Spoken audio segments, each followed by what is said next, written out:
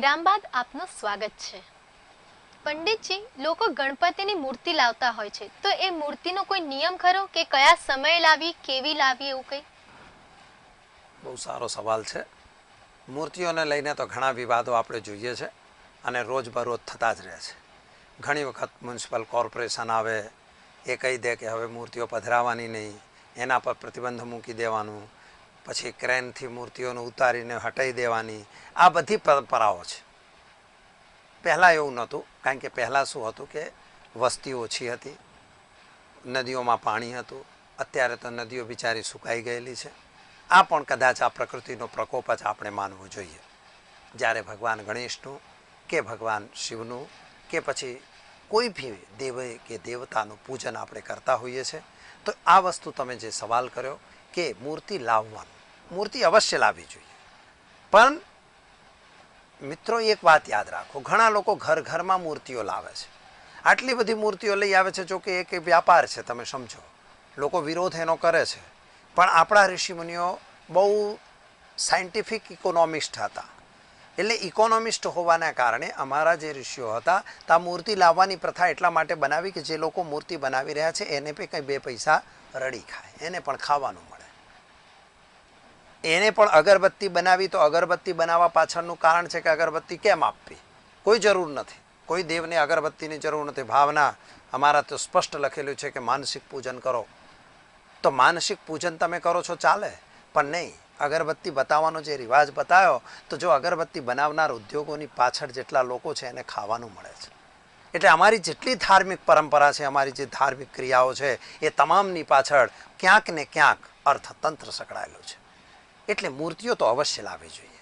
હા, plaster of પેરિસની મૂર્તિઓ લોકો લાવે છે, ઘણા વખત પ્લાસ્ટિકની મૂર્તિઓ લઈ આવે છે, એ ના હોવી જોઈએ। તમારે મૂર્તિ લાવો માટીની, મૃતિકાની, કારણ કે માટીની મૂર્તિ એ ચિરકાલીન નથી ચાલતી, એક ક્ષણિક હોય છે। અને હમણાં આપણે જે વાત કરેલી છે કે જ્યારે પાર્થિવ મૂર્તિ જે હોય, પાર્થિવ એટલે માટીની, તો માટીની મૂર્તિ એ જેવા તમે પાણીમાં નાખશો એટલે ઓગળી જશે। એને કોઈ જરૂર નથી કે તમે એને ક્રેન્કથી બહાર કાઢો। મૂર્તિ વિશાળ બનાવો, નાની બનાવો કે મોટી બનાવો, એનો મહત્વ નથી। કદાચ તમારી પાસે મૂર્તિ નથી તો કહેવાય છે કે ગણેશનું પૂજન સ્વસ્તિક હોય, સ્વસ્તિકની વચ્ચે તમે 3 સોપારી મૂકી દો, ચાલશે। ભગવાન ગણેશ જ છે, કારણ કે કણ કણ મેં વસતા ભગવાન, દરેક જગ્યાએ ભગવાન વસે છે, પછી આપણે એવું માનવાનું કારણ નથી। પણ મૂર્તિ જ્યારે તમે લાવ્યા છો, તો એને લાવવા માટેનું મુહૂર્ત પણ હોવું જોઈએ। એમનેમ તમે કાળ, રાહુકાળમાં કે એવા કાળમાં મૂર્તિ ના લવાય। તમારી ચોઘડિયા સારા ચાલતા હોય, સાથે સાથે તમારા હોરા સારી ચાલતી હોય, એ જોઈ લેવું પડે, પંચાંગને ચેક કરી, અને હોરા અને ચોઘડિયું જો સારું ચાલતું હોય, તો એવા વખતે તમારે મૂર્તિઓ લાવવાની હોય છે।